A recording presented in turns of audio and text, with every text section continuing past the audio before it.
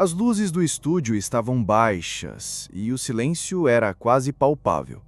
Do outro lado da mesa, Maicon Salles encarava as câmeras, pronto para a entrevista que poderia mudar tudo. Roberto Cabrini, conhecido por arrancar verdades de onde muitos só tentam esconder segredos, ajustava os papéis à sua frente. O Brasil inteiro aguardava.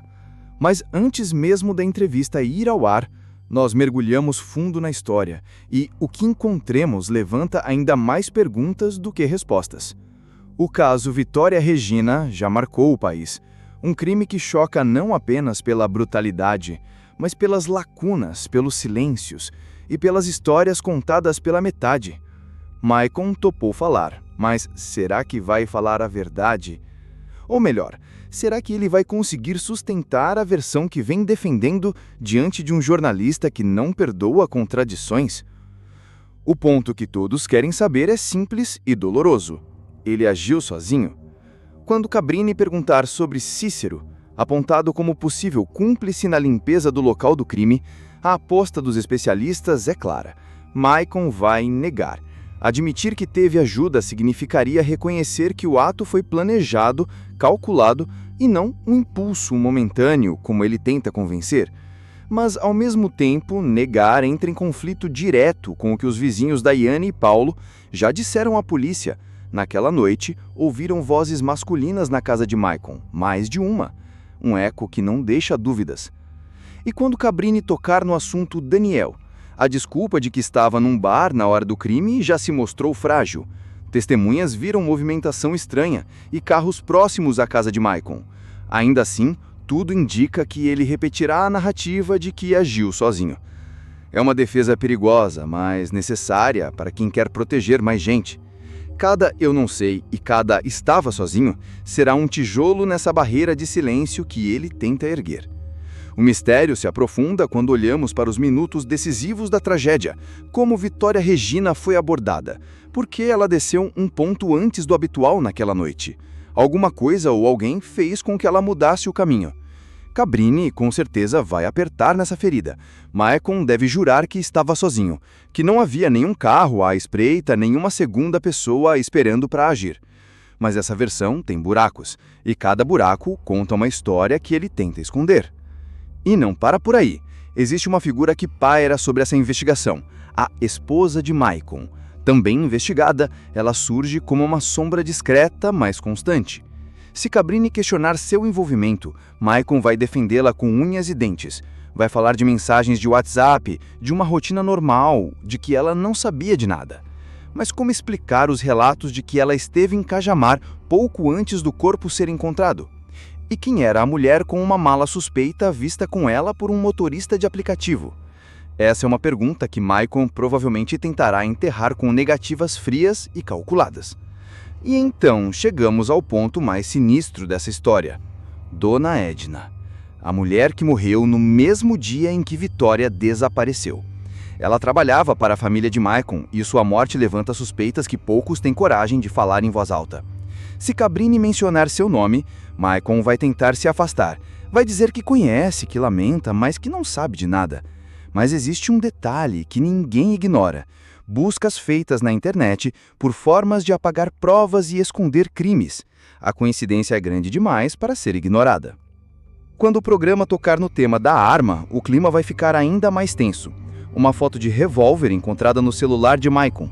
Se Cabrini mostrar, é quase certo que ele vai minimizar, vai dizer que a foto não tem relevância, que não usou a arma, que tudo é invenção. O objetivo é simples, afastar qualquer ligação entre a arma e o crime, e assim manter a narrativa de que nada foi planejado. Mas existe algo ainda mais nebuloso que uma foto de arma: o dinheiro. 3 advogados, um custo altíssimo para alguém com a condição financeira que Maicon diz ter. Quando Cabrini fizer essa pergunta, prepare-se para o silêncio. Silêncio que fala mais do que qualquer palavra. Quem está bancando essa defesa milionária? Quem quer que ele se mantenha firme nessa versão? Essa cortina de fumaça só levanta novas suspeitas e mostra que por trás de Maicon talvez exista uma rede de interesse muito maior. A entrevista com Roberto Cabrini promete ser um jogo de xadrez psicológico. Cada pergunta é uma peça movimentada com precisão.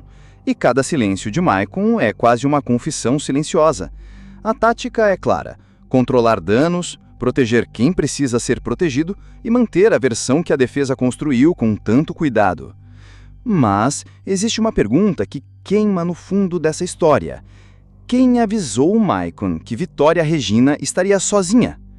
Esse é talvez o ponto mais sensível de toda a investigação. Áudios vazados mostraram que pouquíssimas pessoas sabiam que o carro do pai de Vitória estava quebrado e que ele não poderia buscá-la naquela noite. Essa informação era ouro e alguém passou para Maicon. Ele jamais vai revelar a fonte, não a Cabrini, não à polícia e muito menos ao público. Porque ao revelar, colocaria luz sobre o que muitos já suspeitam, que o crime não foi impulso, não foi acaso, e sim um ato frio e premeditado. Enquanto isso, Maicon pode tentar apelar para a emoção, talvez diga que confessou porque foi pressionado, que estava abalado, que é vítima das circunstâncias, um movimento para tentar despertar algum tipo de empatia ou pelo menos dúvida no coração do público. Mas a verdade, nua e crua, continua ali. Existem buracos que ele não consegue preencher com palavras. Cada detalhe do comportamento dele na entrevista vai ser analisado. O olhar que desvia, o tempo que demora para responder, os silêncios calculados. É nesse espaço entre o que ele diz e o que ele não diz que a história verdadeira começa a aparecer. E se tem algo que não pode ser ignorado, é a cadeia de proteção em torno dele. Quem banca advogados caros? Quem sustenta o silêncio? Quem garante que Maicon continue carregando sozinho um peso que talvez pertença a mais gente? Existe claramente uma cortina de fumaça, e enquanto ela estiver no ar, a sensação de que a justiça ainda não foi completamente feita só aumenta. A entrevista com Cabrini promete ser um jogo de xadrez psicológico. Cada pergunta é uma peça movimentada com precisão, e cada silêncio de Maicon é quase uma confissão silenciosa. A tática é clara: controlar danos, proteger quem precisa ser protegido e manter a versão que a defesa construiu com tanto cuidado. Agora, eu quero saber de você. Se estivesse no lugar de Roberto Cabrini, qual seria a pergunta que você faria a Maicon que poderia desmontar toda a farsa? Comenta aqui embaixo. E não esquece de se inscrever agora no canal e ativar o sininho, porque a cobertura completa do caso Vitória Regina vai continuar por aqui e você não vai querer perder os próximos capítulos dessa história que ainda tem muito a revelar. O link com mais detalhes exclusivos está aqui na descrição. Clica e confere porque você vai se surpreender.